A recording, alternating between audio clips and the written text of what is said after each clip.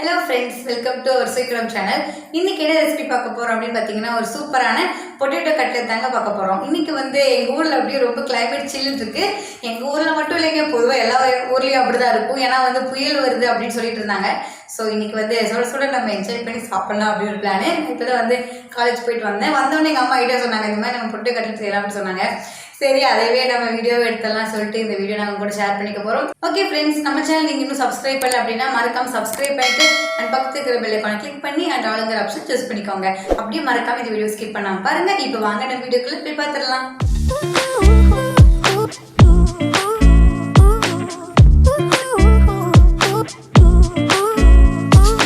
Potato வச்சு சூப்பரான cutlet செய்ய போகிறோங்க. இந்த கட்லெட் வந்து ரொம்ப ஈஸியாக செஞ்சிடலாம். சரி வாங்க எப்படி செய்யலான்னு பார்க்கலாம். இன்றைக்கி செய்கிற கட்லெட்டுக்காக நான் 2 உருளைக்கிழங்கு வேக வச்சுட்டு தோல் உரிச்சு வச்சுருக்குறேங்க. இப்போ இது நல்லா மசிச்சு விட்டுக்கலாம். சின்ன கட்டி இல்லாமல் நல்லா மாவு மாதிரி நல்லா மசிச்சு விட்டுக்குங்க. இந்த உருளைக்கிழங்கு அளவு பார்த்திங்கன்னா சரியாக 350 கிராம் அளவுங்க. இதுக்கு தகுந்த மசாலாலாம் போட்டு தான் நம்ம இன்னைக்கு கட்லெட் செய்ய போகிறோம். பாருங்கள், நல்லா மசிச்சாச்சு. இந்த மாதிரி மசிச்சுக்கோங்க. மீடியம் சைஸான பெரிய வெங்காயத்தில் அரை பகுதி எடுத்து பொடி பொடியாக கட் பண்ணி வச்சுருக்குங்க. இந்த வெங்காயத்தையும் போட்டுக்கலாம். இஞ்சியும் பூண்டும் இடித்து வச்சுருக்குங்க. இதில் அரை ஸ்பூன் போட்டுக்கலாம். பேஸ்ட்டாக போடுற விட இந்த மாதிரி இடித்து போட்டோம்னா கட்லெட் டேஸ்ட்டாக வரும். பொடியாக நறுக்குனா மல்லித்தலை போட்டுக்கலாம். அரை ஸ்பூன் மல்லித்தூள் போட்டுக்கலாம். காரத்துக்கு தகுந்த மாதிரி மிளகாத்தூள் போட்டுக்கலாங்க. நான் இன்றைக்கி அரை ஸ்பூன் மிளகாத்தூள் போடுறேன். 1/4 ஸ்பூன் மஞ்சள் பொடி போட்டுக்கலாங்க. மஞ்சள் பொடி அளவு அதிகமாகிடுச்சுன்னா கட்லெட் வந்து ரொம்ப மஞ்சள் கலர் அடித்த மாதிரி வந்துடும். இப்போ இதில் அரை ஸ்பூன் கரம் மசாலா பொடி போட்டுக்கலாங்க. 1/4 ஸ்பூன் சாட் மசாலா போட்டுக்கலாங்க. தேவையான அளவு உப்பு போட்டுக்கலாம். நான் கிழங்கு வேக வைக்கும் போது கொஞ்சம் உப்பு போட்டு வேக வச்சேங்க. அதனால் அரை டீஸ்பூன் உப்பு அளவு சரியாக வரும்.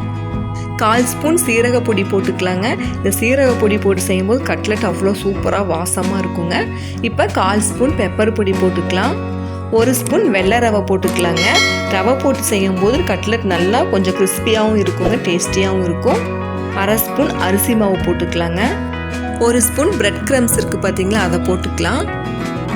இப்போ இது எல்லாத்தையுமே நல்லா கை வச்சு அழுத்தி சப்பாத்திக்கு மாவு எப்படி பிணையுமோ அந்த மாதிரி நல்லா பிசைஞ்சுக்கலாங்க. உருளைக்கிழங்குல சின்ன சின்ன கட்டி கூட இருக்கக்கூடாதுங்க. அப்போ தான் கட்லெட் போடும்போது கரெக்டாக வரும். இல்லைன்னா கட்லெட் பிரிஞ்சு வந்துடும். கிழங்கு வேக வைக்கும் போது கரெக்டாக வேக வச்சுக்கோங்க. ரொம்ப வெந்துச்சுன்னா கொல கொலன்னு ஆகி அப்படியே நீர் விட்ட மாதிரி ஆயிரும். அப்போ கட்லெட் பிடிச்சி எண்ணெயில் போடும்போது எண்ணெய் நிறையா இழுத்துரும். இது ரெடி ஆயிடுச்சுங்க. அடுத்து என்ன செய்யலான்னு பார்க்கலாம். கட்லெட்டு பிரிஞ்சு வராமல் இருக்கிறதுக்காக மேலே கோட்டிங் பண்ணிடலாங்க. அதுக்காக 3 ஸ்பூன் மைதா மாவு எடுத்து வச்சுருக்கிறேன். 4 ஸ்பூன் பிரெட் கிரம்ஸ் எடுத்து வச்சுருக்கிறேங்க. இந்த பவுலில் ஒரு முட்டை உடச்சி ஊற்றிக்கலாம். கொஞ்சமாக உப்பும் மிளகுத்தூளும் போட்டு நல்லா முட்டையை அடித்து விட்டுக்கலாங்க. முட்டை நல்லா மிக்சிங் ஆயிடுச்சுங்க. இது இப்படியே இருக்கட்டும். அடுத்தது கட்லெட் பிடிச்சிக்கலாம். அதுக்காக உள்ளங்கையில் 2-3 சொட்டு நல்லா ஆயில் விட்டு அப்ளை பண்ணிக்கலாங்க. பிசைஞ்சு வச்சுருக்கிற கிழங்குல இருந்து கொஞ்சமாக எடுத்து உருண்டை பிடிச்சிக்கலாங்க. இந்த உருண்டை ரொம்ப பெருசாகவும் இருக்கக்கூடாது, ரொம்ப சின்னதாகவும் இருக்கக்கூடாதுங்க. மீடியம் சைஸ் உருண்டையாக இருக்கணும். உருண்டை பிடிக்கும் போது அழுத்தம் இல்லாமல் உருண்டை பிடிச்சிக்கணுங்க. அப்போ தான் கட்லெட் விரிசல் இல்லாமல் வரும். உருண்டையை உள்ளங்கையில் வச்சு லைட்டாக ப்ரெஸ் பண்ணி ஓரமெல்லாம் நல்லா சரி பண்ணி கட்லெட் ஷேப்புக்கு கொண்டு வந்துடலாங்க. இந்த கட்லெட்டில் மைதா மாவில் வச்சு எல்லா பக்கம் மாவு அப்ளை பண்ணி எடுத்துக்கலாம். மைதா மாவு பேஸ்ட் பண்ணி நம்ம இந்த மாதிரி டிப் பண்ணுறதை விட இந்த மாதிரி ட்ரை மாவில் டிப் பண்ணி போட்டோம்னா கட்லெட் பிரியாமல் வருங்க. ரொம்ப டேஸ்ட்டாகவும் இருக்கும். அடுத்தது முட்டையில் டிப் பண்ணிவிட்டு இப்போ பிரெட் கிரம்ஸில் டிப் பண்ணி எடுத்துக்கலாங்க. இந்த கட்லெட் எல்லா பக்கமும் அந்த ஓரத்தில் எல்லாமே பிரெட் கிரம்ஸ் இருக்கிற மாதிரி அப்ளை பண்ணி எடுத்துக்கோங்க. இப்போ மீதம் இருக்கிற எல்லாத்தையுமே கட்லெட் பிடிச்சி வச்சுக்கலாங்க.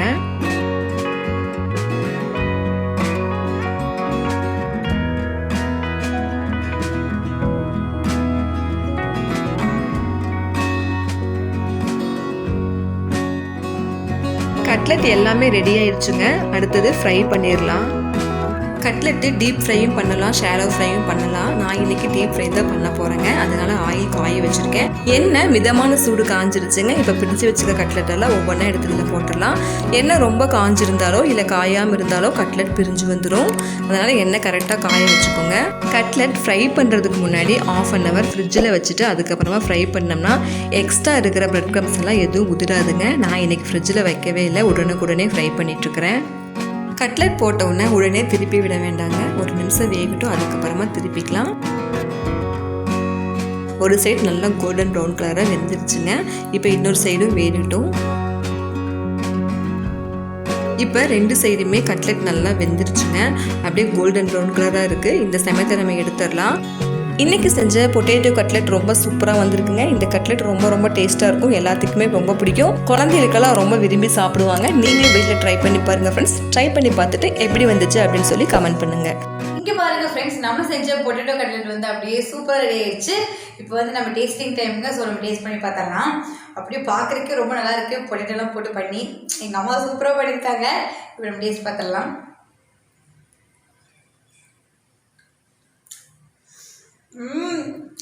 வேற லெவல் டேஸ்டாக இருக்குங்க. செம்மையாக இருக்குது. நம்ம போட்ட பொட்டேட்டோவாக இருக்கட்டும், உள்ளே நல்லா இருக்குது. அப்படியே சாஃப்டாக இருக்குங்க, பஞ்சு மாதிரி இருக்குது. ஸோ வச்சோடனே செம்மையாக இருக்குது. நம்மளோட கட்லெட் வந்து அப்படி செம்ம டேஸ்ட்டுங்க, வேற லெவலில் இருக்குது. நான் என்ன பேசுகிறேன்னு கூட தெரியல, அவ்வளோ டேஸ்ட்டாக இருக்குது. பாருங்கள் ஃப்ரெண்ட்ஸ், நல்லா இங்கே வந்து மழையாக இருக்குது. அதனால தான் வந்து நாங்கள் வீட்டுக்குள்ளே பேசுகிறோம். இன்றைக்கி வெளியே கூட பேசல.